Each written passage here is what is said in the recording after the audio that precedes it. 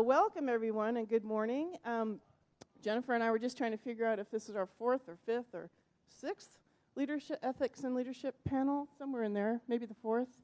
And we're really happy to have two very distinguished panelists join us this morning to talk about the praxis of placemaking and public space, something that I think is near and dear to all of our hearts. So I'm going to just do a brief introduction of each of these gentlemen, and then they are actually going to talk about their work, and then we'll go into questions, and then at the end, a Q&A. So take good notes and be ready with some good questions at the end. Our two panelists are Aaron Hyland and Josh Bacigalupi. I pronounced that right. All right, good. Aaron wears a lot of hats. Is a principal and office practice leader at CannonDesign in San Francisco. And prior to joining Cannon, Aaron spent more than 2 decades at Architectural Resources Group, including as managing principal for 8 years. Right now, Aaron serves as the 2016 president for the AIA San Francisco, also the treasurer for the Architectural Foundation of San Francisco, AFSF, that's kind of a mouthful, AFSF, and vice president of the San Francisco Historic Preservation Commission. And he is a member of the Placemaking Leadership Council for Project for Public Spaces and the founder of Placemaking San Francisco. And he's going to talk about all of that in just a few minutes. Josh, his vocation is to understand how people and their environments maintain vitality and thrive on this planet. And as an undergraduate, I found this fascinating. He studied environmental science and physical chemistry at UCSB, except that you weren't convinced, apparently, that a strict science career would be the best way to understand how complex biological systems operate in their environment, and so he went on to study architecture, which we all know is complex and with a lot of systems, so that's great. And then you earned your master's degree from the University of Colorado at Denver, and studied municipal and urban space design in Finland and Italy. And as if that weren't enough, when you came back, he served as head designer for a $7.5 million municipal police station in Denver that earned AIA and Industry Design Awards. So, and there's more to both of them, and they're going to explain that, but that's just a snapshot of both Aaron and Josh. So with that, I'm going to ask, are you going first? Okay, Aaron's going to go first and tell us a little bit more about all that you are up to these days. Well, great. Thank you, Mimi. Glad to be here. As you'll hear from what I'll tell you here in a few minutes, really what I'm interested is trying to understand what's important to you. And so I'm looking forward to having the dialogue after our presentation. Jennifer asked me to kind of tell my story, and I'm not a very good storyteller, and if I did, and if I was, it might be entertaining, but it would take a long time. So what I'm going to do is go over a little bit about where I'm at today, why I'm there, and why that's important to me, and I think that'll help kind of frame the conversation for today. For me, the topic sums up everything that's important to me: ethics, leadership, and public space. And I have a different definition of public space, or a slightly different definition of public space. Maybe Josh will elaborate on his. But for me, public space is our shared realm. We think of public space as what the government controls, the government space between our buildings. But for me, I think public space is our shared realm. So that could be our community. Our community could be our school, our work. So the shared public realm that we live in, and all of this came together to me a couple years ago when I landed on placemaking. And how many people know what placemaking is, or think they know what a definition of placemaking? Has anyone heard the term placemaking before? Very interesting. Are we just shy? Anyway. Well, for me, placemaking is building community through design using design thinking, and it's a process. It's not an expertise. it's a collective collaboration. It's how we come together, and a process to understand what's important to each of us and how we can build on that, and how we can work, live, and play together and be a good citizen. Citizenry is actually another interesting topic, because each of us have an obligation. I believe we each have an obligation to each other, and our citizenry and how we contribute to our community kind of represents who we are in that community. And there are two sides to this. One being expert citizens, and that's what each of us are trying to learn. We're trying to develop our own expertise. And this is a concept that I've co-opted. This is not my idea. Liz Ogbu is someone who I heard this from. The difference between expert citizens and citizen experts. And in placemaking, what's really great about the process is it's not about our expertise. But us as expert citizens, we bring our expertise to the process. We're architects. I don't know, are there landscape architects here? And certainly urban designers. And the gray areas between each of those are vast. You know, there's architects that are devoted their life to urban planning. There are architects who go into landscape architecture. All of that is environmental science. And so the schools have kind of led some of this. Some of the progressive schools have led this and have called our practice environmental science. And now with the advent, or I guess since the 90s now, it's been some time, the whole dot-com explosion, bringing together the different expertise. And in architecture, they're now doing ethnographic research. Our firm hires scientists. We have a medical doctor, he's not an architect, who runs our health practice. So it's bringing in all the other experts. I personally, and this kind of get into a little my story, when I was in architecture school, or when I decided to go to architecture school, it was, at that time, I had to make a choice, or so I thought. It was either, do I want to be a social worker and go into sociology, or do I want to be an architect and go into architecture? And I chose, surprisingly, stupidly, I chose architecture because I thought I'd make a lot more money. But it is really, really about what drives you and what's important to you, and how we bring all of these things together to build our community. And then the citizen experts. Well, who are these people? Who are the citizen experts? What does that mean? Well, these are everyone else. These are the users. These are the people that we design for. And we think we know what the solution for our problem is until we present it to them. And they are the ones that actually tell us whether we're on the mark or not. So we're the experts, citizens, that we're bringing our expertise to the process. But really, they're the the citizen experts that are telling us whether this works. And again, this is in relation to our public realm or our community. And for me, how well we involve our community really determines how robust our process is, and quite frankly, how good our design is. You know, and so for me, I believe everyone needs to participate, and I choose.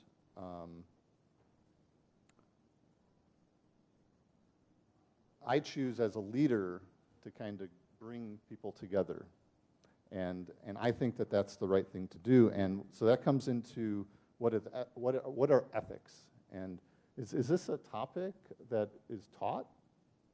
Do we, or is this just the panel for today? I was a little unclear on. It's a panel, but it's also part of the professional practice discussion. And we could spend a whole lot of time on ethics, but for me, it's really doing the right thing, and what is it that makes us tick, and what is our why? What is our why?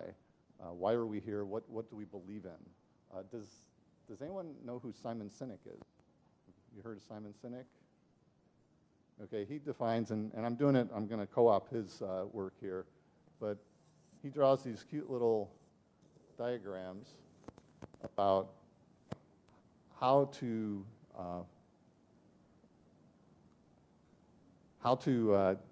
live your life, to your fullest, right? You can decide what you want to do, and that's our expertise. We can figure out how we want to do it, and that's what we're doing in our studios, right? But really, it's why do we do what we want? Why do we do what we do? And for me, that's really what brings good design out. And it doesn't mean that we don't have to be black cape designers, the fountainheads. We certainly need those people in our process. But for me, the design is much better when we work together. It was interesting at the AIA convention this last year. Peter Eisenman got up, and he received the 25-year award along with the Rural Studio. Yeah, and the Maccabee and the Rural Story. And I couldn't imagine the most opposite extremes receiving that great award at the same time. And so I listened to the gentleman from the Rural Studio accept the award, and I was like, wow, this is really great. This is exactly what makes me tick. And then Peter Eisenman got up, who I've worked with on the Jewish Museum here, and it wasn't a great experience. I don't appreciate his design process, but that's me. And he actually won me over. He got up and he said, our world needs heroes like Sam Maccabee. And he said, Starchitects are not those heroes. And I thought that was so humble of him to say. That was really, really interesting. And to me, then that leads into the last bit of what I want to talk about today, and that is leadership. What is leadership? Is that something that we can learn? Is that something that we can teach? I spent, as Mimi mentioned, I'm part of the Architectural Foundation of San Francisco, and our mission is to provide a pathway or a bridge between academia and the profession. And we start in the grade school, kindergarten, and we have a high school in which we teach architecture at a high school level with the foundation. And so can leadership be taught? I'm not sure it can be, but I'm sure that every one of us can learn it. And there are four stages in leadership, and if you think about it, this is what kind of breaks it down. There's the initial spark, and actually I'll write it up here. Sorry about this. The last thing I want to write up. The 4 stages of leadership. There's the initial spark.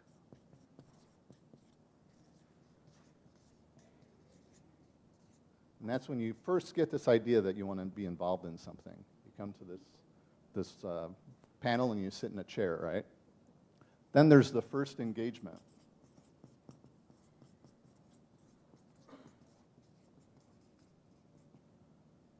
That's when you decide, okay, I'm going to raise my hand, I'm going to start participating. And then there's the actual active engagement.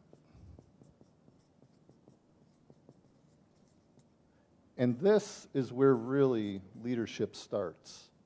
And this is where people think if you want to be a leader that you have to do this. You have to really get actively engaged. But that's not where it starts. It starts at this first initial spark. Once you spend time, and Mallory can attest to this, once you spend enough time on the active engagement, then it becomes this lifetime engagement. And the lifetime engagement is the place in which you start sharing all of what you've learned with everyone else. And it's not a place. Leadership isn't a place that you get to, but it's a process, and you go through this process in everything that we choose to do in our lives. And it's a repetitive thing, and we're in different stages of this for different things that we choose. So I'd like to kind of wrap what I have to say up with a statement that Senator Paul Simon, who I'm sure none of you know, he was someone who made a big impression of me when I was younger. And he said, we have an obligation, each of us have an obligation to our community to take care of those, to take care of each other, and to take care of those less fortunate than us. And for me, that's really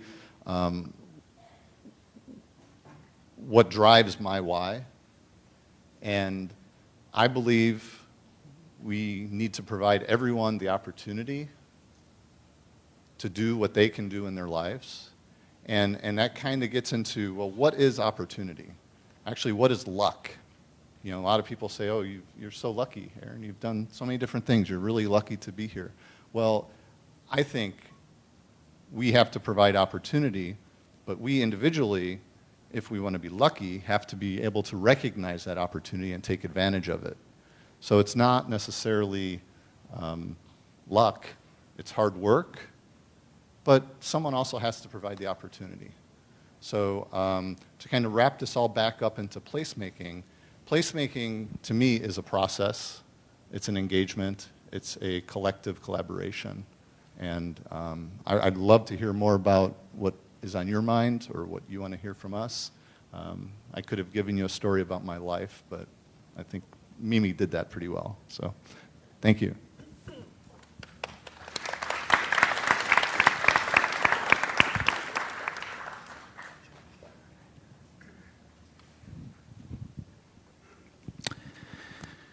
All right, so I'll pick up where Aaron left off with why. That's actually great, because my whole presentation, even though it's called Practices of Place, is really about a process of inquiry. It's really something that we all do, and some of us do really deliberately, and some of us, do medium deliberately and not so deliberately. But I think that whether you aspire to be a leader or not is really okay either way. The question is, are you doing it deliberately?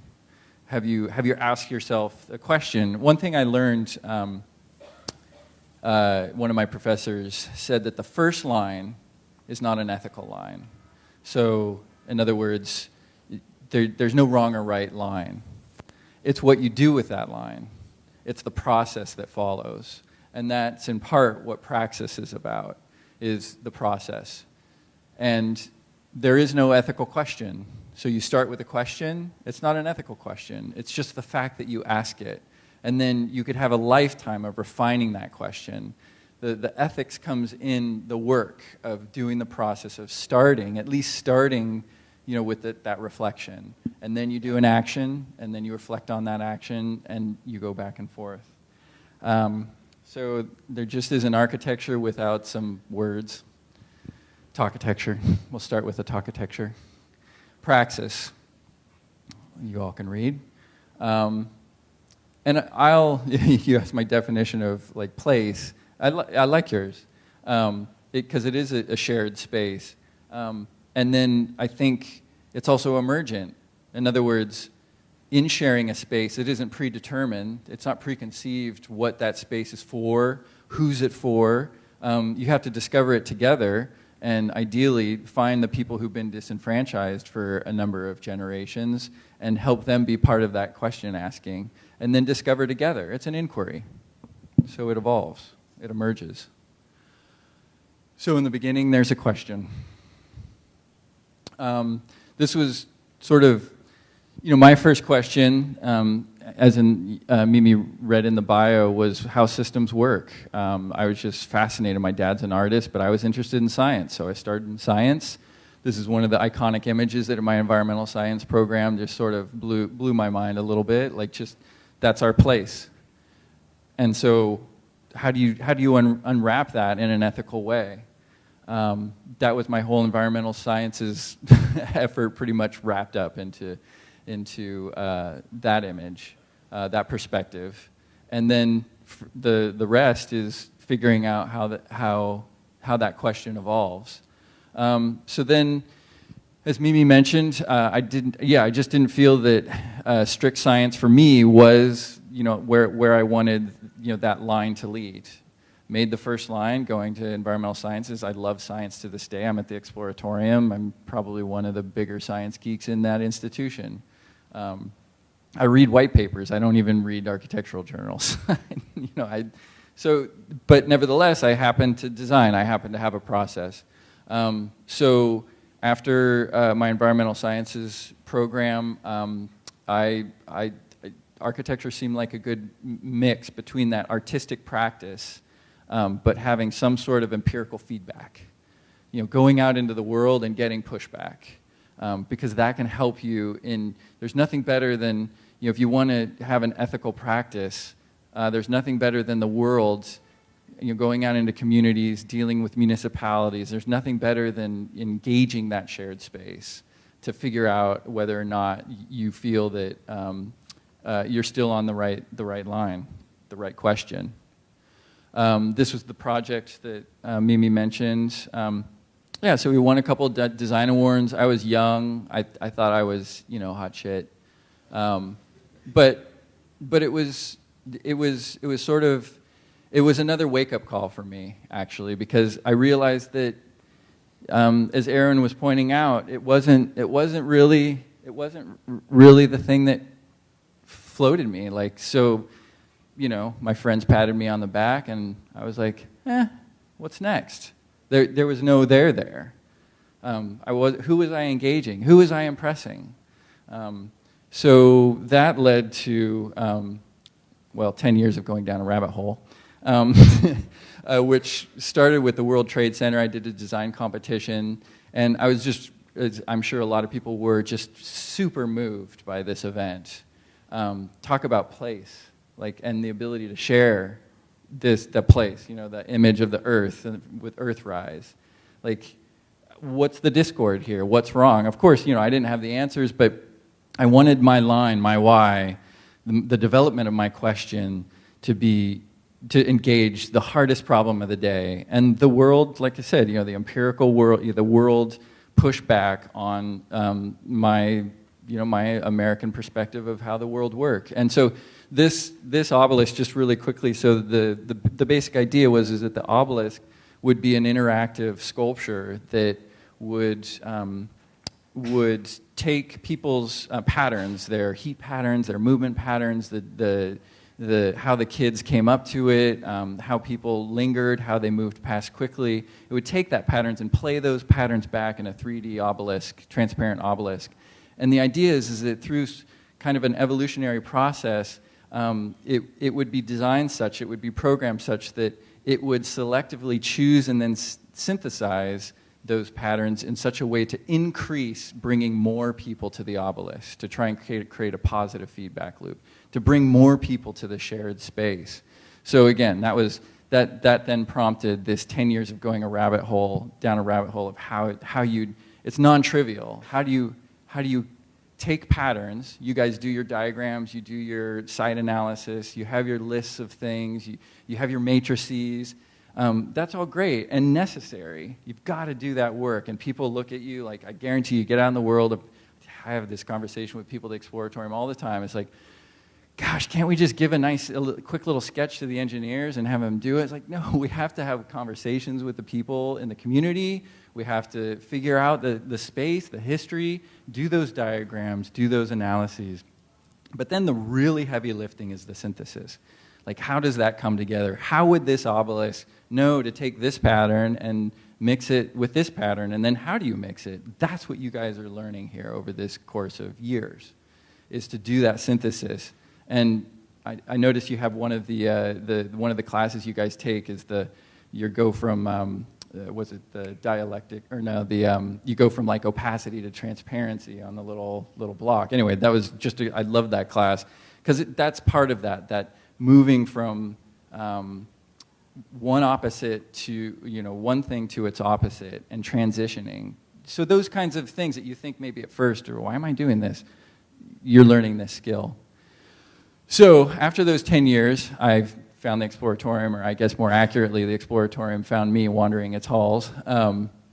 And Sean Lowney, who's the director of our Studio for Public Spaces, literally found me like just in some back corner of the museum coding. And he says, "Oh, I hear you're an architect." I said, "Well, yeah."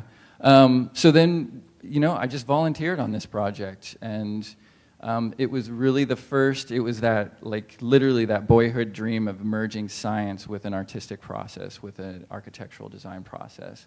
How could those come together? How could they come together and create sharing behaviors, create conversations that would not have happened if that installation wasn't there?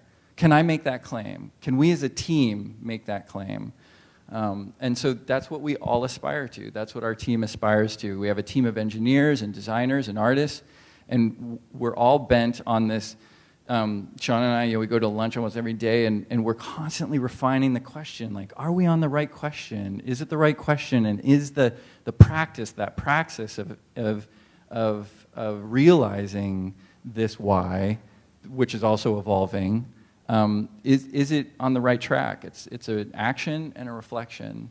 CNC Publica, we worked with some youth from the Mission Boys and Girls Club to design and build this parklet. It sort of did many things, but two main things. It was really just fascinating and really rewarding to work with the youth and really try and get them engaged in the process. It was actually really quite hard, which was very educational for our whole team. The other thing was just really changing the perspective of what a parklet is. I mean, you've all heard cappuccino urbanism, probably, the idea that parklets are essentially extensions of,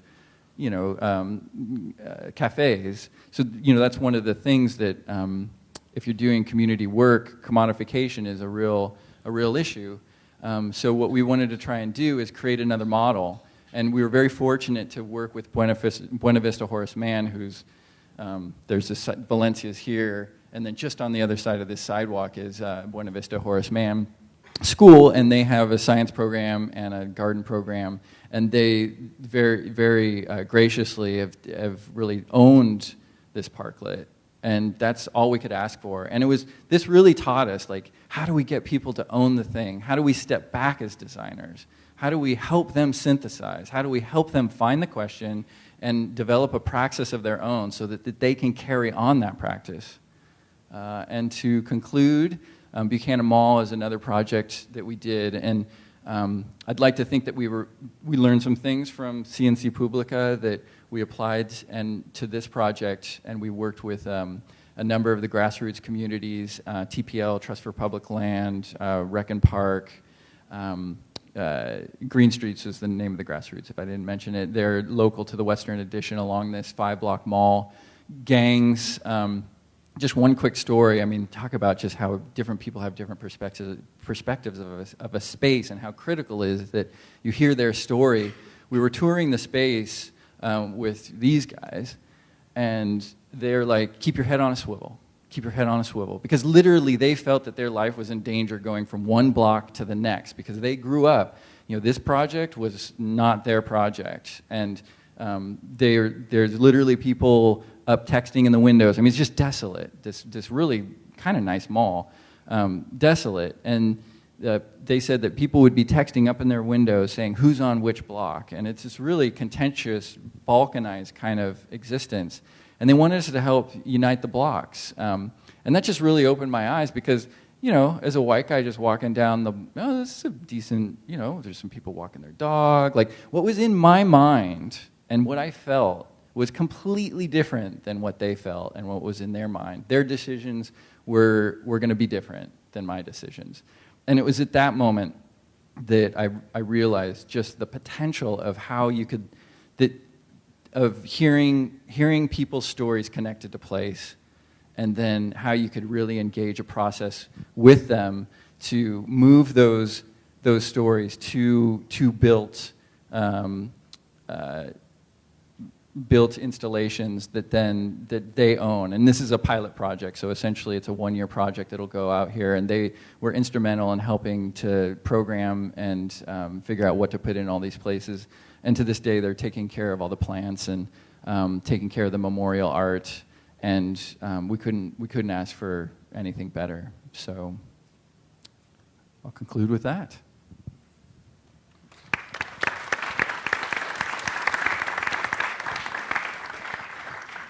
Great, thank you both. I have a series of questions that I'm going to pose. Some of them might overlap. Some of them might be kind of specific to what you each are doing. And reading them again, I'm excited because I think they're going to touch on what, how, and why. So I will start, let's see.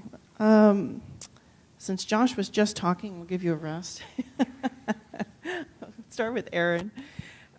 Aaron, can you further explain how preservation and the future of the city is mutually supported? Preservation and the future of the city is supported. That's very good question. It's a deep question. It can go in a lot of different ways. I've spent 25 years of my life restoring historic buildings. And 2 years ago, I chose to leave a practice that I thought I would never leave because I wanted to do something broader. And it really inspired me when I worked on projects that lifted up the community. We put a paint job on the South San Francisco Opera House, the Bayview Opera House. Just painted the building, made it a nice Victorian, it's an 1880s Victorian opera house. And all of a sudden, the community had something that represented who they were or something they could be proud of. It brought the community out, brought the community together. And I chose to leave this practice. I had no idea where I was going, but I landed in placemaking because it brought all these different things together. I am on the Historic Preservation Commission. I'm involved in the AIA and the foundation and all these different things. And most recently, the Historic Preservation Commission started a committee on the intangible cultural assets. It's the Cultural Heritage Assets Committee, and it was in reaction to basically displacement. You know, there were a lot of businesses that are not able to compete in this economy. And so my career and my path has gone from preserving these precious buildings to preserving what's really makes these buildings important. And in San Francisco, there is a movement afoot. It has been historically, no pun intended, historic preservation around the built buildings. But we are evolving now on what that means. And it's really, at the time when the movement for historic preservation was started, we had to have something to hold on to, and that was the building. But now we're matured, and we're thinking about why and what happens in those buildings and why it's important.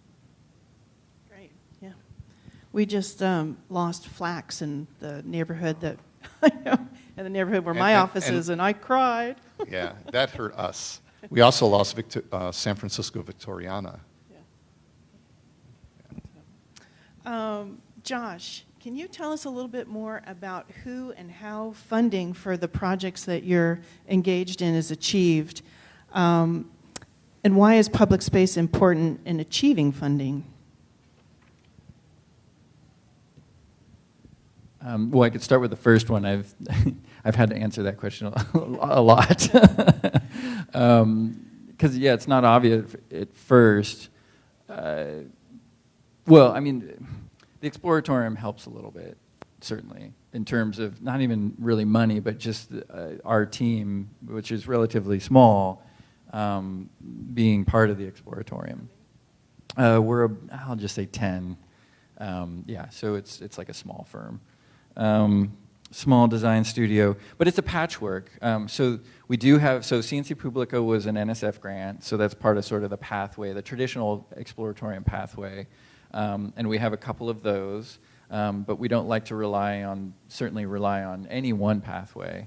Another pathway is, that we found is that TPL came to us with Green Streets, and they had literally some money left over from their budget that they had to spend by a certain FY, and they'd already done the visioning, and so we were able to do that for like 100K or 120K or something.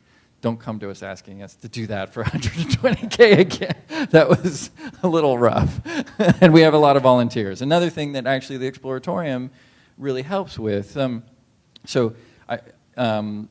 more quick story. Another pathway is Facebook came to us and they said, oh, you know, we just, speaking of Eisman, I think it was Eisman. Was it Geary or Eisman did the new, anyway, they got a brand new building. With a roof deck, you know, Zuckerberg likes to have his walks, and they said, you know, you guys do some cool exhibits. Why don't you do a nice, cool exhibit up on our private roof? And we're like, we're the studio for public spaces. And for a second, they literally tried to justify it. It was actually kind of cute. It's a public space. Oh yeah, well they have a lot of visitors was their thing. So anyway, they're super sweet. The guy we were working with is awesome. But anyway, to their credit, they came back and they said, you know, we have a lot of public space around actually a lot of really amazing public space, the Bay Trail, and then there's a different trail system too. And there's a perennial problem with disadvantaged communities right there that don't have access, et cetera, et cetera. But to the point of funding, what Facebook realized is that they could do something for the community. And by the time we had a couple meetings, they said, okay, forget our employees, just focus on the community. And, you know, to be quite honest, the part of that for them is buying favorability with the local community because they want to expand again. And we're like, fine, you know, we already changed their narrative once. We're confident that we can continue to maintain what we would consider an ethical narrative, and there's enough overlap there. So I guess the big answer to your question is finding that overlap. And I could go on and, you know, there's a few other pathways, but I think that pretty much answers. Did you feel like you changed their minds? Absolutely. Absolutely, because literally they gave us pictures of the exhibits they wanted to just purchase, you know, like what we call plop and drop, you know, like this idea that you go shopping in a catalog for, you know, because we have like well over 400 exhibits, well over 40 years of developing these things. So some people just like to shop, say, oh, we want that thing. But we said, no, you've got all this opportunity here. And so we did a whole, they paid nicely for essentially a master plan, and we came up with this whole scheme and engaging with the Menlo Park municipality. They have a general report coming up. So it ties in nicely with a bunch of threads. So we just kept nudging. And the public can go there now? Or is it? Oh, well, so there's a key part of this is that we pointed to Bedwell Park, which is already a public park. And we said, well, here's a public park. Can we make it better? Can we engage the people that already care about this park and leverage and level them up? Help them do what it is they already want to do, whatever they're already motivated to do. And if in Facebook you get what you need, Bedwell folks get what they need, and then we get to expand in, you know, this impact. Great. That's exciting. Let's see, Aaron, I'm going to tap into your AIA role here. What do you see as the connection between the AIA and the AIAS, who I know is some out here, in the context of placemaking and public space? Well, you got me on the last part of that. Our role as a chapter, and ever since I've been part of the chapter in the early 90s, we've been very committed. Our board, our chapter has been very committed to supporting young professionals. We have a very active Bay Area Young Architects, BAYA. We launched the ARE Pact. How many know what the ARE Pact is? Nobody. So we have one. And we have a board member here. Is she here today? Oh, she's not here today. Okay. That is representing AIS on our board, and she is a student here. Beth? Is that right? Yes. But the ARE Pact is it's $1,000 cost to study for the exam, And our chapter will give that $1,000 back to you if you take all sections of the exam within the first year. Can we have a sign-up list? And it starts in January, I believe, yes. So you do have to sign up for it, and it's, anyway. How does that translate into placemaking in the public realm? Actually, let me take it one step further to that, and that is, what is our obligation? What is our responsibility to our community? And as architects, we can contribute to our community, as I do on the commission, and as we're doing as a chapter, and I think some of the young people that are participating we realized that we, as a chapter, had lost our relevancy in the city. And we were not, we're just not viewed. We weren't there, we weren't participating. And so now we are now taking initiatives and going to the Planning Commission and to the Board of Supervisors and representing our community, the architects, the AIA. And in that, we're hoping that it'll help make San Francisco a better place. Great. I hope so, too. Josh, you spoke in some of the examples that you showed us about the participatory design aspects of those projects. Can you elaborate a little bit more on that and tell us sort of what your methods are to reach a goal or gain consensus? Yeah, so we developed, I'll start sort of where I left off with Buchanan Mall, because it was one of the more developed ones. We started with a series of exercises that essentially, I think the critical takeaway, if you don't remember anything I've said today, is that as designers, we're giving people, communities, potentially, a safe place to have a conversation. That process is about, synthesis is what happens when you sleep at night. When you go to sleep at night, that's where the heavy lifting of synthesis happens. You dig into the problem, like I said before, you do all the analysis, but it's really when you wake up in the morning that you can really ratchet. So what we did was we came up with a series of exercises, attaching stories that I mentioned to place. So in other words, literally having the community members write on a physical, on a map, stories about that place. Then that evolved into an exercise, which may be familiar with some of you, of just getting images that aren't about that particular place, but images that might be evocative of certain human activities that will evoke an emotion, that people will gravitate towards this picture of people doing one thing versus that picture of people doing a different thing. And then just by the choices that people make, and then having them go through like a collage, and then also in addition to that, associating goals that they're in. We already had a previous visioning sort of process of narrowing down some goals. Then we had these stickers associating goals with those places. Then we moved into this kit of parts kind of idea, and where the architecture is meant to be sort of this blank slate. And then we had a 2D exercise where they're attributing some of, again, images. They could, again, take new images that we culled and curated from the last exercise. They could take those. We gave them pens. We gave them, like, literally, so they're doing what designers, to some degree are doing. So there's not this token meeting or something, like they're literally generative, and that we're documenting it and recording it and then building off that for the next exercise. So the final two exercises, one was a 3D model. Becca in our group, she's a landscape architect, did these great little packets that had like what you would need to build a little module, like a little model, and then there was string and all these wire and things that you could attach to those arches as sort of a substrate, and get them to think three-dimensionally. And then from that, the final step was we did a full-scale mock-up. So while our engineers were prototyping those arches, we pulled a couple of hacked, early prototypes out and mocked up a full-size thing. Like, get in the space, feel it. What does it feel like? Put some stuff up.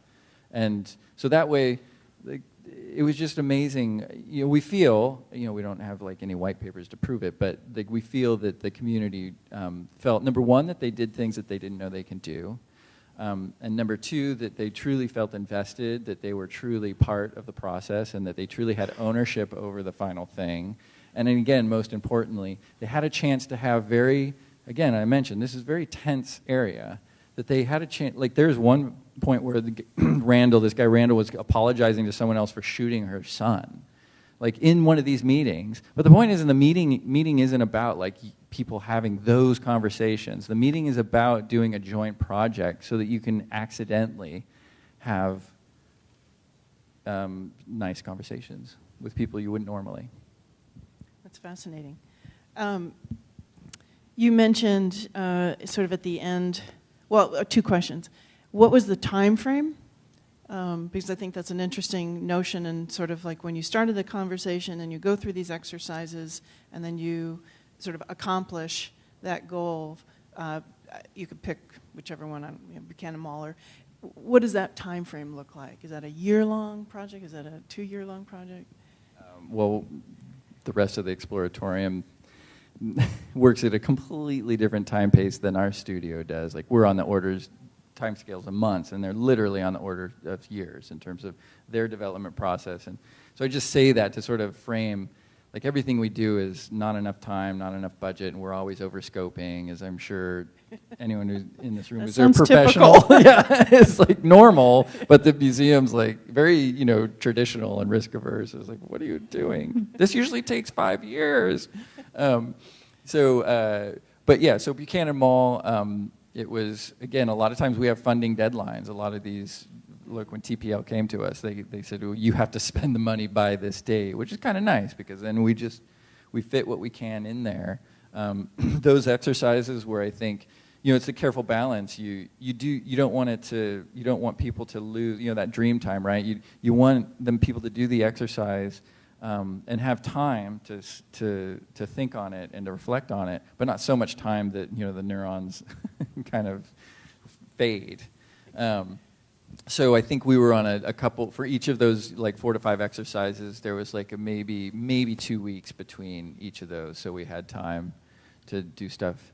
That we had time to do some curation and whatnot. They had some time to do other stuff that they needed to do their part. That we basically delegated to them. Yeah. Did you have people, I will call them repeat people coming? Was it a similar, a same or similar group, or were new people sort of coming in? Like the community? And out? Yeah. Yeah, so this is interesting. Like it's tricky because, and Green Streets and Citizen Film was another group that worked with Green Streets, were absolutely heroic in doing the outreach. And it's really tricky because you could never just blanket, you can never have perfect communication, right? You can never let everyone in the community know that there's this thing going on. It's just not possible. So what would happen is that we would have a repeat people, the people that, like Raymond, oh my God, that guy was brilliant. Just super animated and really great spirit, and those people coming. But then you have people that just literally just heard about it, and they're on the 4th or 5th exercise. But we came up with a mantra of like, oh, you're just in time. You like that. Literally, the whole project itself is a prototyping project. It's a 1-year project that is meant to be an exploratory and investigatory exercise to set up the subsequent visioning process, which is ongoing right now. The point being is that someone could come up right now and say, hey, I wasn't notified. It's like, you're just in time. May I interject on this? Yes. This is actually a really good topic, and that is community engagement and how to do community engagement well. And the Exploratorium does a phenomenal job at community engagement. I think our city can learn. Actually, our city is learning from there's never enough time or money to do community engagement. But if you bring, and this is what makes placemaking really powerful, when you bring a problem to the community and say, how do you solve this? Then you get a different engagement. When you try to frame your solutions and you try to cram these solutions into the community and do all this work before you do your community workshop, and the community workshop is just this dog and pony show of, oh, well, we brought you to the table, so you should be happy. this is the wonderful design we're going to give you, all you're going to get is bitching and moaning about why it doesn't work. So it really is about the community engagement and doing that well. And it does take time. But And I'll just say those same people that feel engaged and dedicated in that process are the same people that are going to come and support you in any kind of presentation, back to the community or to a planning commission or to other, agency. So. It's like our museum, it's a cultural institution, and the city is a cultural institution. They're fantastically risk averse. I mean, that's just their nature. This isn't something you can blame them for. It's like literally in their DNA. It's like they kind of have to be. So in the final opening, we had the community members who really, we call them the I don't want to give the acronym for you young folks but the design task force. Has a different meaning in different arenas. But You can come ask after. Yeah. That they were in force, and very well. And then you had Cheryl Davis, you had the supervisors, and then Mayor Ed Lee went on his service day, went through the mall with the people who were, and it's their project now. I mean, that's the thing. That you sort of you just provide an example of it's doable, and sort of the cliche, build it and they will come kind of thing. But I have to just one call out to the planning department, which you very well know, has been very progressive. We've worked on the Living Innovation Zone, which was a mayoral initiative. The planning department really embraced that and really has worked with us for 2.5 years now, being really like opening doors, really doing a lot of heavy lifting. I'm going to turn our focus back to Aaron and your mentorship experiences. And the question is, how do conversations about placemaking and public space play a role in mentorship? Well, for the foundation, where the connection happens is in the actual work that the students get exposed to. So the high school, it's an afternoon. They go to the normal high school during the day, and they come to our office at 5th and Mission in the afternoon, and it's a studio setup like a professional practice. But 2 of the 5 days, they actually go and work within a firm. And that can be a contracting firm, construction firm, an engineering firm, or an architecture firm. And usually it's 1 student, or if we need an extra seat, there might be 2 students in the firm. But they're outside the classroom, and they're learning, and they're seeing what's happening in our city. They're going to site visits. They're actually going with the engineers and architects to client meetings. They're seeing how this whole process works. And then they come back to the classroom, and as a class, then they work on a project together. So the mentorship is really learning by doing, and really giving them the exposure to not only do the problem and the design, but then how does that design get implemented in the field. So. Do you have the opportunity to follow those students, in their kind of progression? Do you know if they've gone on to be engaged in those kinds of things? So the foundation's been around for about 20 years, and we are just now starting to have students that were in high school in our Build SF program coming back now. I think we've had 3 who have led our high school design competition. Every year we do a high school design competition, and the last 5 or 6 years, the 2 or 3 gentlemen that have run that design competition were students, and actually one of them had won that high school design competition like 3 years in a row when he was a student. So we don't really track them, but because we've been around long enough now, they're coming back to help mentor the next generation. Great. That's great. Josh, in the work that you're doing, there's mentorship obviously as well. And so how do you see that in terms of promoting placemaking as well with the youth? The youth, let's see. Well, we have our, one really great thing about the Exploratorium is we have a very robust volunteer program. In fact, that's how I came to be part of Studio for Public Spaces, although I was not a youth. And Buchanan Mall was largely, we had a mix of youth and actually some older retired people that really did some amazing work. We couldn't have done the extent we did without them. So we have and we try and bring them through the studio. I think to get to your question, like through the studio model as best we can. We've had internships, certainly, architects and engineers. Actually, yeah, quite a bit over the last couple of years. If we have any bandwidth, we really enjoy it. And we're getting a couple of young Palestinian women architects come summer that we're really excited about. They could probably teach us a couple things about placemaking. Yeah, so does that answer your question? Yeah, it does. Okay. Also, go ahead. I was going to add on to this. There's a few other programs, and I talked about this whole notion of bridging from academia into the profession. So there's the LEAP Sandcastle contest, which is fifth graders. There's the Build SF program, which is high schoolers. It could be sophomores, juniors, or seniors.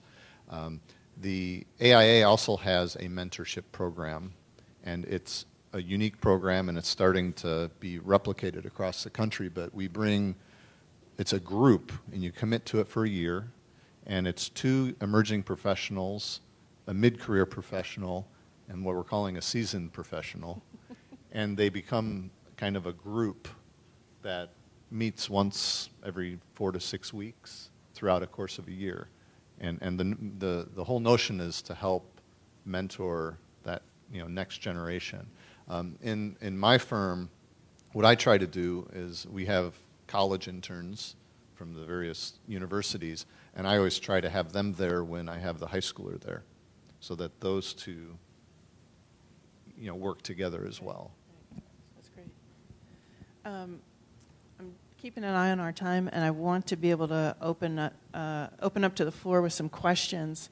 So I think I have more questions, but I want to give everyone else an opportunity to ask what they'd like to ask. Does anybody have any questions for either Josh or Aaron about any of the topics? Yeah. Hi.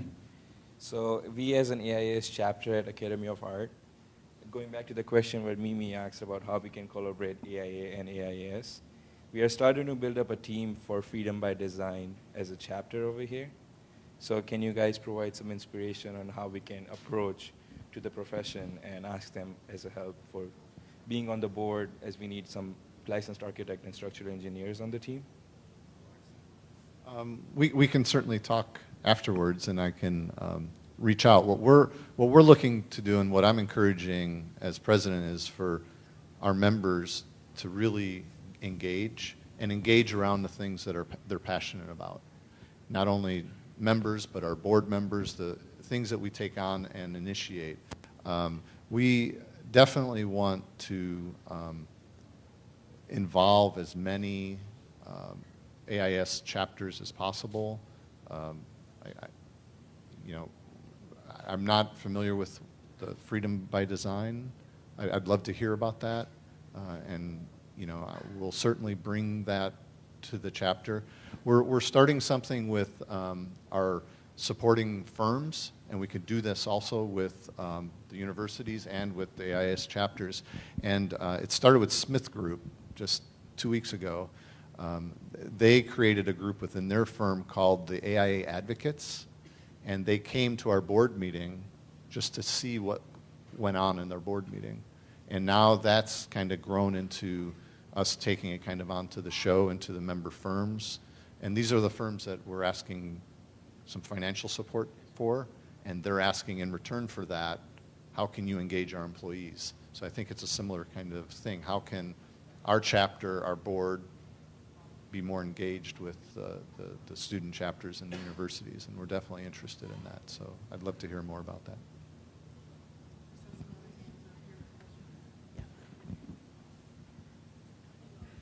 I have a question for Josh.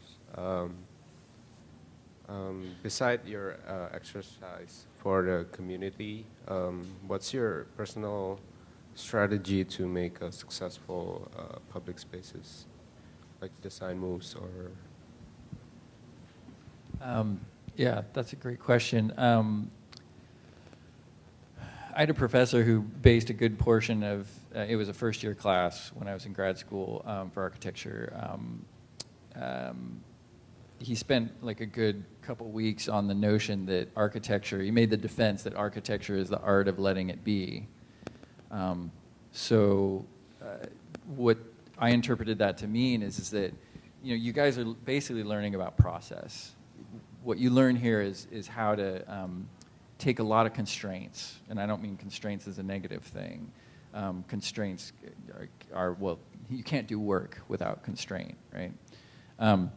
But a lot of times they can really compete with each other. And we could just talk about straight ahead architecture, like simple notions of, you know, there's structural constraints and spatial constraints and programmatic constraints.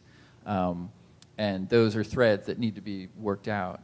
But when it comes to placemaking, I encourage you guys to really take to heart this notion that as the designer, this art of letting it be is to not preconceive the outcome, is to really, and you'll have to do, if you don't end up in a firm that really supports this culture, you'll have to really, especially out in doing placemaking, you really have to defend process, because process gives that space for people who are typically don't have a voice to have a voice. And that it's just one of those, an extra thread, it's an extra constraint. The process can handle it. What you guys are learning here can handle this stuff. Just let it. Sort of like, you know, have a thoughtful and rigorous process, that action, the reflection. Step back, let people tell you their stories. And in a personal way, it's so easy as a designer, you know, the ego, you want to, but, you know, I'm clever and, you know, I can do these things for you. And, you know, just sit back for a sec. Just and then at the right time, when you have a practiced process, at the right time, step in, just make that one move that helps everyone in the room, every constraint on your paper come together as a whole assertion. So that's just something I reflect on personally all the time and talk about with my team all the time, and it's a never-ending process.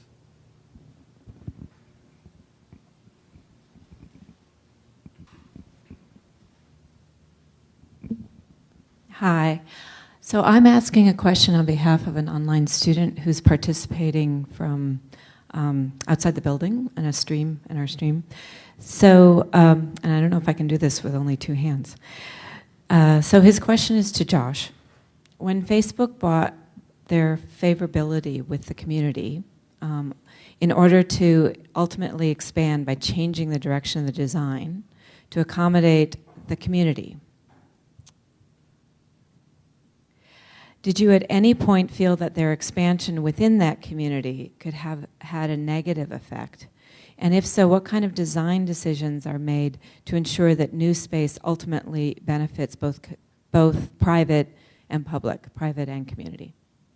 Yeah, that is a critical question, because really, it's sort of like it's the power of no. We basically told Facebook no, and then they came back, and we hear this sometimes. You know, it helps, again, the Exploratorium name helps. It helps in the negotiation because, you know, they're techies. They want to be part of something that's legacy cool, not just like yesterday cool. So, you know, we leverage that, and by saying no, they came back, and at each level, it helps us be in the lead. We understand. We're sensitive, you know, if we're in partnership with them, we're sensitive to their thread. But if they don't provide access to the water for the disadvantaged communities that are around there, if there aren't educational opportunities, if we aren't like if we're not facilitating field trips, if Zuckerberg can't buy a bus that can go around and pick up go out to our installations in Bedwell Park and build a curriculum around that. These are core things that come with the Exploratorium, which helps us. We've had sort of 40 years of holding people back. Part of that legacy isn't just putting nice hands-on thing out there. It's a practice. It's really the Exploratorium embodies a way of engaging the world, inquiry-based process that trust me, we would if we let that go, our institution would rain on us. Thankfully, that we really are true believers. For just to be honest.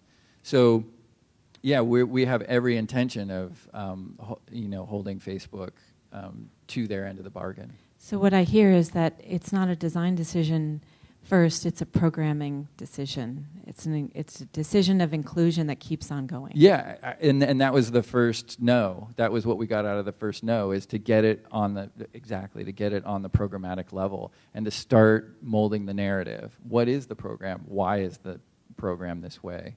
And that way that the program goes out ahead. And then we actually gain, the interesting thing is to talk about an emergent sort of self-organizing process. Our initial point person changed. Because we changed the narrative, we got handed off to different groups within Facebook that were sympathetic to our narrative. So that those alignments got realigned. So yeah, it'll take to the question. I mean, it's a constant process of vigilance. There is no silver bullet. It's a constant process. But we're banking on just our momentum. Thank you. I have a personal question. So it's gonna be a little bit long, but in every one of these ethics and leadership panels, there's been a question that's come from the students, and we didn't get it specifically this time, but I'm going to use it, which is about your aha moment that might come from, thinking back to when you were a 4th or 5th year architecture school, or it might have come later than that, but I think true passion, initial sparks, I think that's what you were talking about, comes from an aha moment. And I recently had one, so I'm going to share it with you.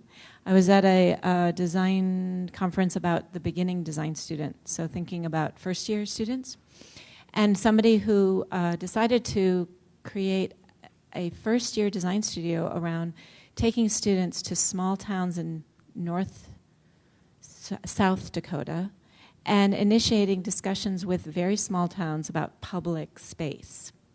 And what they brought to the conference was the fact that in a state like South Dakota, there was really no culture to support public space at all. That private space was the culture, and public space existed in the lobby of the library, not really even in the public park system. It was a recreation system, not a public space system. So I'm a Midwesterner, and that was an aha moment for me in my old age, that we take for granted public space in the Bay Area to an extent that I've been here long enough, and I've traveled, and I've lived in cities that also include public space. So the aha moment for me was, I forget what happens in the Bay Area that the Exploratorium can build on, that you can point to when you're talking to Facebook, because it generates so much positive and understood culture about the value of public space. But I guess I'd ask each one of you, what were the aha moments when you go back in time about understanding public space different than, private, that which falls under a domain? Okay, I'll give that a try. Is my mic on? Yes.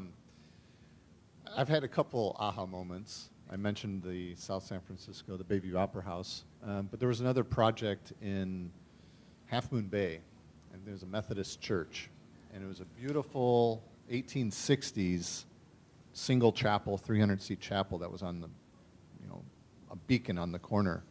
and they had bought an empty lot in the middle of a block down.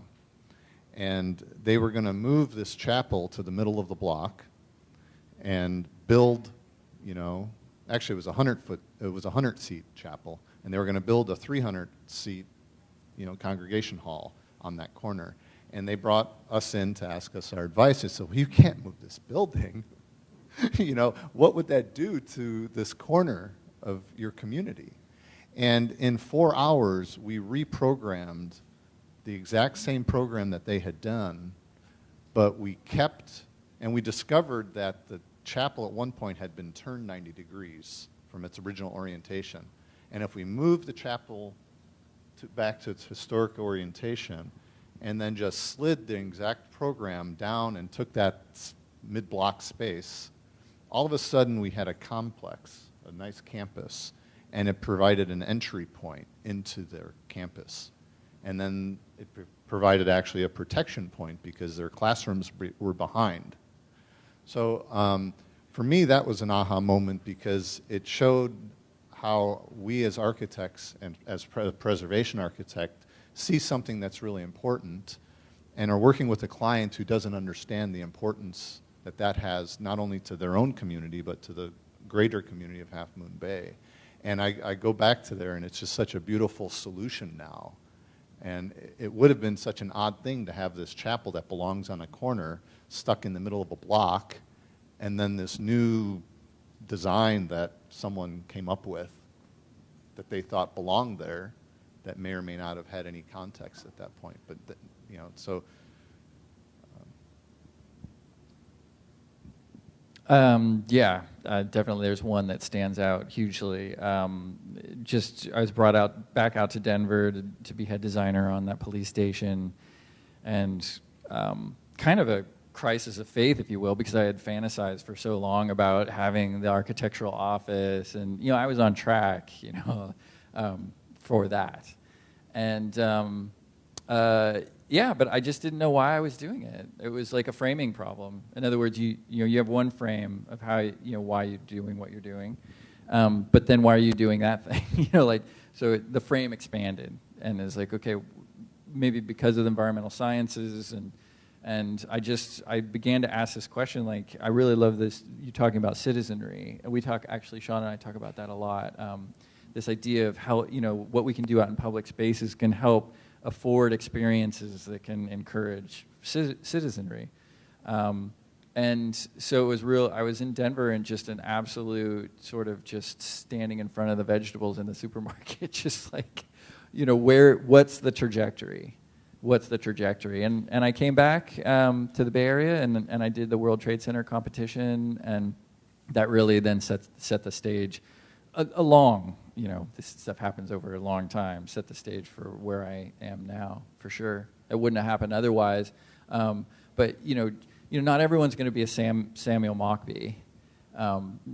Going into, regular practice is great. But just like I said before, you don't need to have that aha moment and save the world or anything like that. Just do it deliberately, whatever you do.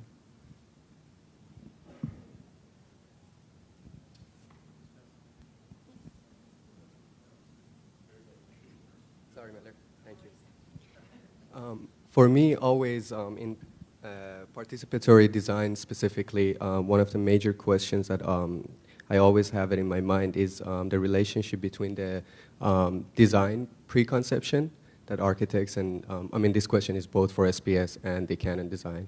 How do you guys go around this? What is the relationship between the preconception of a design you have and the input of the participants that you get? And how do we really make a true and pure participatory design, not just call it participatory design, right?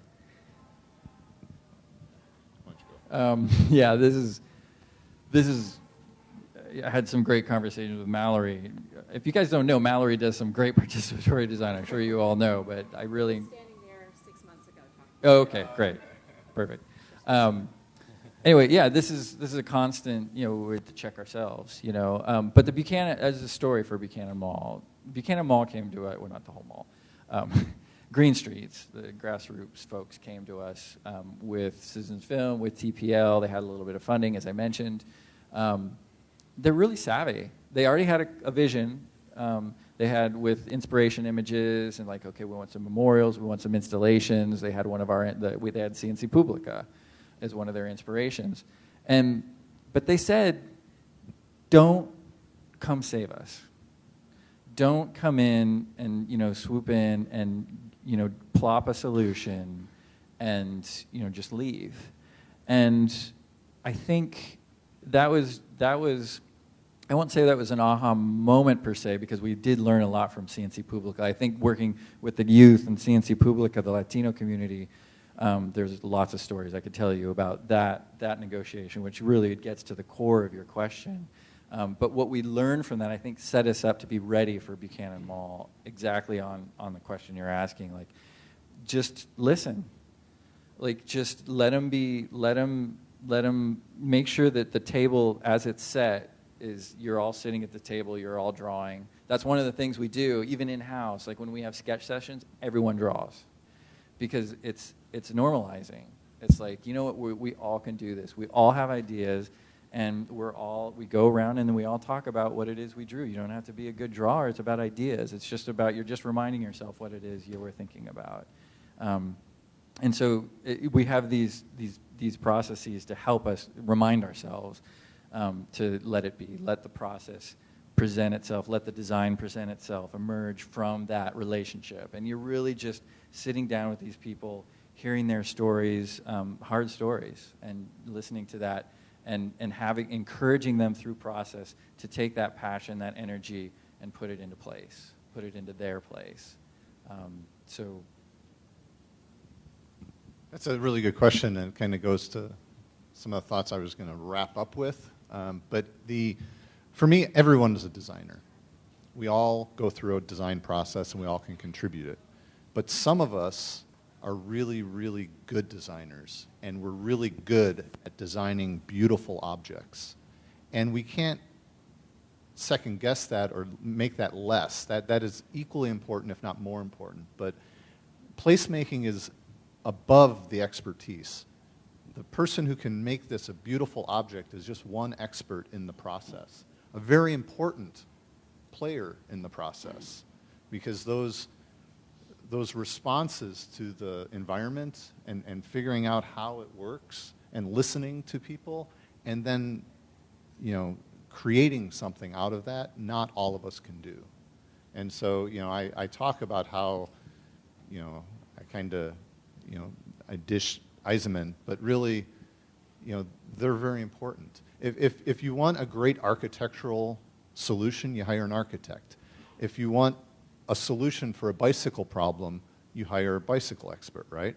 But unless you really look at the whole picture and how it plays into the place, you're going to get a great bicycle solution, but it's going to be terrible for pedestrians and cars. You might get a great architectural solution, but it may not fit into the community. So it's a dialogue and it's a process, and we're all experts that we bring our expertise to it. And so that's, to me, what's really important. If I could just, that's great. I think it's Kundera, The Art of the Novel. Is that right? Okay. Yeah, so in an architecture program, Mallory's backing me up here. Right. We read Art of the Novel, and it's about this, what you're saying, like you're a conduit for genius, right? You know that you can have all these different threads that Aaron just mentioned, but you got to give into it. You got to practice. Like a great musician, you got to practice that stuff, practice the process.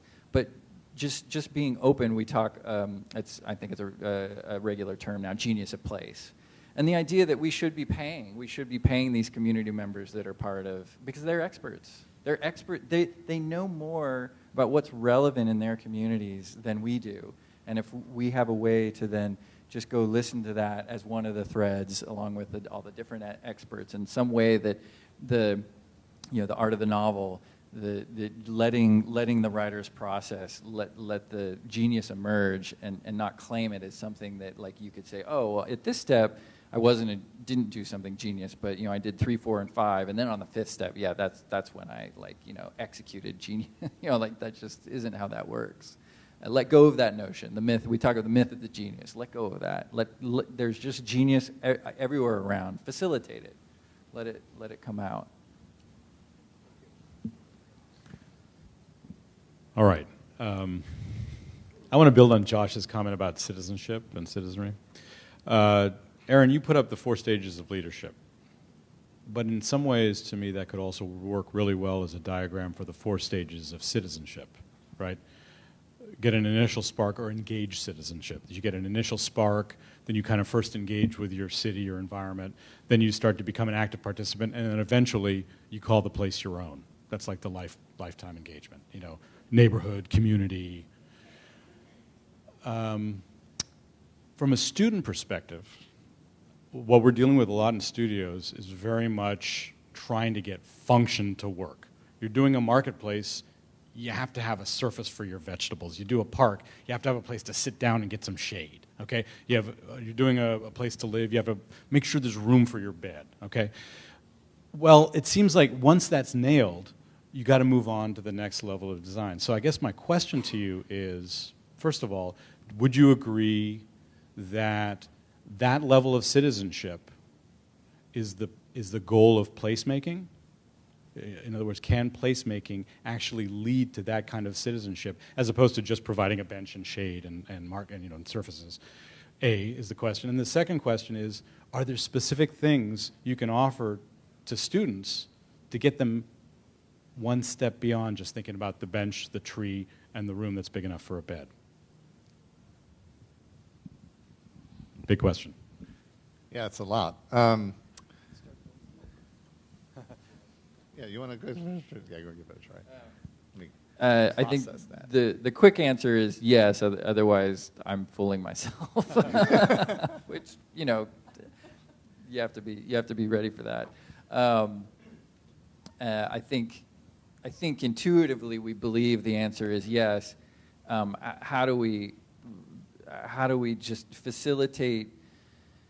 Just use a couple of anecdotes, or just one anecdote really, like Living Innovation Zone, sort of another aha moment for our whole team was when there were people talking to people that clearly would not normally, like a suburban housewife with her child talking to a black man in Market Street. I mean, there's just rules about Market Street in general. Like, you don't look people in the eye, you don't necessarily talk to people, you walk past them. But can you just create an affordance where people can discover for themselves that, actually I do have something in common with this person, and creating that space, that literal and figural space for people to have a conversation that they would not otherwise have, just as a baseline. That's very good.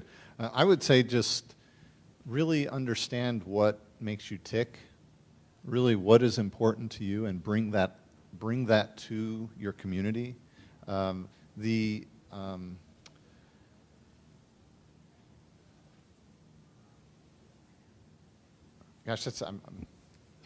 it's too big of a topic. I'm having a hard time. Well, I'll give you. Processing. I'll elaborate a little bit by mentioning something that triggered in my mind. Obviously, you touched on it with some of the participatory design. So that's a place-making strategy that allows for some of the active engagement, right, for the citizenry.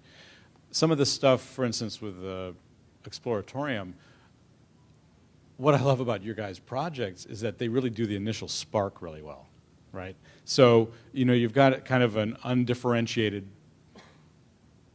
public space, and then you've got this rib cage of wood that's just doing something that is intriguing, and it brings you in.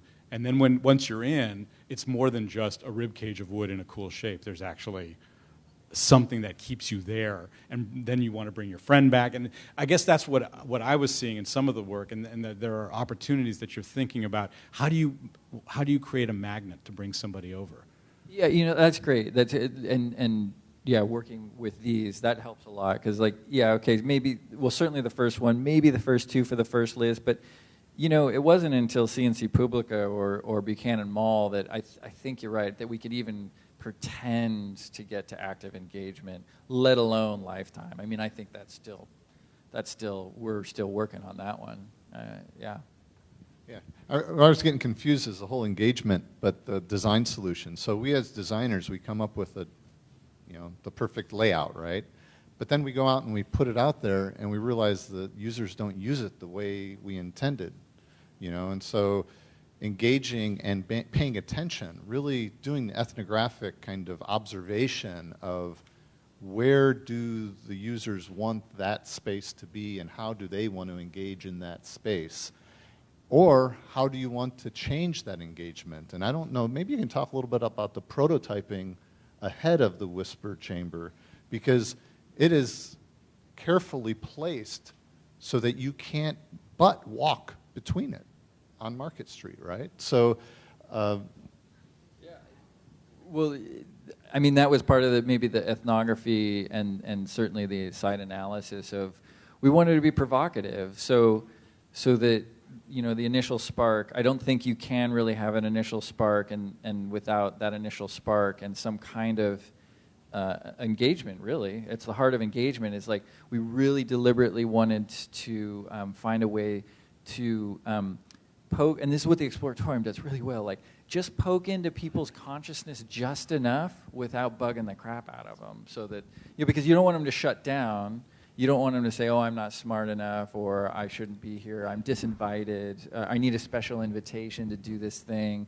But, it's just a freeway of pedestrians right there. And we wanted to cross some boundaries, like we're half on public space, half on private space. Like, we're really interested. We just wanted to provoke not only the freeway, there's like tens of thousands of pedestrians that go by there weekly. If not daily, I think like 5,000 a day or something crazy in peak time. Just think of it as a stream, and then poking into that as a way of just maybe politely provoking an engagement, and then leveling, like you see, we have the good fortune to have like the whisper dishes that could do what you were just alluding to, like. The phenomena is literally cutting across that traffic. And I've been there when there's a line. Oh, wow. A line to be in the chamber. That's the engagement. I mean, talk about provocative. It's like, hey, that looks like fun, and now there's 5 people behind me waiting too. Yeah. And good. Just really, sorry. Another sort of anecdote is that Sean, if you ever get a chance to see he'll tell this story of, there's a woman that sits down, and a lot of people sit down and they don't realize, sometimes when there's not crowded, they don't realize they're in an exhibit. And then someone who does know sits across, and it's like, hey, how's it going? And it's weird because the first thing people do is look behind them for the speaker. But then they realize that there's this person 50 foot away. And it's this careful overlap. It's this careful both and, where we like to joke that it's very intimate and provocative. It sort of takes you out of your comfort zone, but you have a 50-foot head start if someone gets a little weird. So it's using space in that way where you're both provocative. It's that both and, both provocative and, yeah. That sounds like the safe place to have the conversation then. Yeah. Oh, but then the real punchline was supposed to be that this woman, who sat down, didn't realize it, and then she's like, oh, hey, there's a family, and she's engaging the family. Then for the next 2 or 3 people, she's the expert. So it's maybe a little bit of that agency, that if we can, part of that, maybe that citizenry, a key piece of that citizenry is certainly Buchanan Mall, going through a very deliberate process where they're very much part of it. They can see themselves, their work in it, but also just at the first Liz level, just that, I'm part of this place now. I've just had an emotional experience, so there's that place attachment that's very important, that is a rewarding, positive, emotional experience that I had in this place that then I could share with another person in this place, and it creates this chain reaction. And then, so the last part of your question, Mallory, thank you for the 3 parts. Time to go. Okay. How can the students get engaged, and how can we, and I would say in your design studios and in your process, just look up, look around, get involved, reach out. I saw us up in the studio, there's something along the waterfront, the zipper, someone's thesis project. Well, there's a whole plan, a long-range plan that's currently being developed today. It started about 3 months ago in the city for the next 2 years about how are we as a city going to protect and build resiliency on our waterfront. So just look up, see what's out. Don't see this as your problem that you have to solve all by yourself. Great. I know we promised to get Aaron on his way at a certain time. Yeah. This has been a Is it great 11 yet? conversation with all of you and all of you. So I'd just like to say thank you so much, and please join me in thanking our guests today.